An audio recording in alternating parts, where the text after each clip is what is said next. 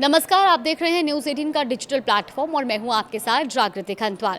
पश्चिम Asia में पिछले 3 महीनों से जारी तनाव और संघर्ष के बीच अब एक बड़ी कूटनीतिक कोशिश सामने आई है। अमेरिका और ईरान के बीच लगातार उच्च स्तरीय बातचीत चल रही है, जिसका मकसद सिर्फ मौजूदा संघर्ष को रोकना नहीं बल्कि लंबे समय के लिए स्थायी शांति का रास्ता तैयार करना है। फिलहाल दोनों देशों के बीच एक नाजुक सीज़फायर लागू है, यानी लड़ाई पूरी तरह खत्म नहीं हुई है, लेकिन हालात को नियंत्रण करने के लिए कोशिश भी लगातार की जा रही है। अब इसी बीच दोनों पक्षों के बीच संभावित शांति समझौते को लेकर बातचीत जारी है, जिसमें कुछ बेहद अहम मुद्दे भी शामिल हैं।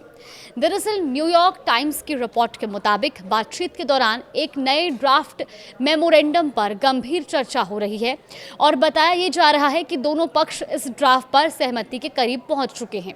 हालांकि कई महत्वपूर्ण मुद्दों पर अभी भी मतभेद बने हुए हैं। अब सवाल यह है कि इस ड्राफ्ट समझौते में आखिर ऐसा क्या है जिसकी इतनी चर्चा हो रही है। दरअसल ये प्रस्तावित ड्राफ्ट सिर्फ एक सीज़फायर दस्तावेज नहीं है, इसे अमेरिका और ईरान के बीच भविष्य में होने वाली व्यापक और जटिल बातचीत की शुरुआती रूपरेखा के तौर पर माना जा रहा है। इसमें ईरान के न्यूक्लियर प्रोग्राम, उस पर लगे अमेरिकी प्रतिबंधों, क्षेत्रीय सुरक्षा और दोनों देशों के बीच दशकों पुरानी दुश्मनी को औपचारिक रूप से खत्म करने जैसे बड़े मुद्दे शामिल हैं।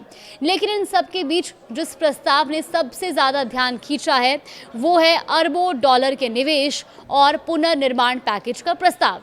रिपोर्ट के मुताबिक बातचीत में करीब 300 अरब डॉलर के निवेश पैकेज को लेकर भी चर्चा हो रही है और अगर भविष्य में अंतिम समझौता होता है तो ये निवेश ईरान की अर्थव्यवस्था को पूरी तरह नया स्वरूप दे सकता है।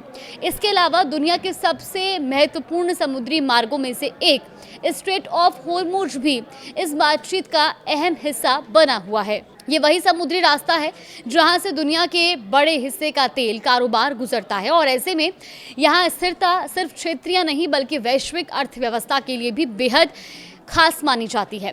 हालांकि बातचीत में अभी तक कितनी प्रोग्रेस हो पाई है इसकी अभी कोई खास जानकारी सामने नहीं आई है, लेकिन अभी अंतिम मंजिल काफ़ी दूर नजर आ रही है। बातचीत में जो वार्ताकार हैं उनका ये भी कहना है कि हाल के दिनों में दोनों पक्षों के बीच सकारात्मक चर्चा हुई है, लेकिन अमेरिकी राष्ट्रपति डोनाल्ड ट्रंप ने अभी तक इस ड्राफ्ट समझौते को अपनी मंजूरी नहीं दी है। यानी कागज पर उम्मीद जरूर दिखाई दे रही है, लेकिन अंतिम फैसला अभी बाकी है। अब इस बीच पाकिस्तान, कतर और कई अन्य क्षेत्रीय देश भी मध्यस्थ की भूमिका निभा रहे हैं और उनकी कोशिश है कि अमेरिका और ईरान के बीच न सिर्फ मौजूदा संघर्ष खत्म हो बल्कि ऐसा व्यापक समझौता हो जो पूरे क्षेत्र में स्थायी शांति बहाल कर सके।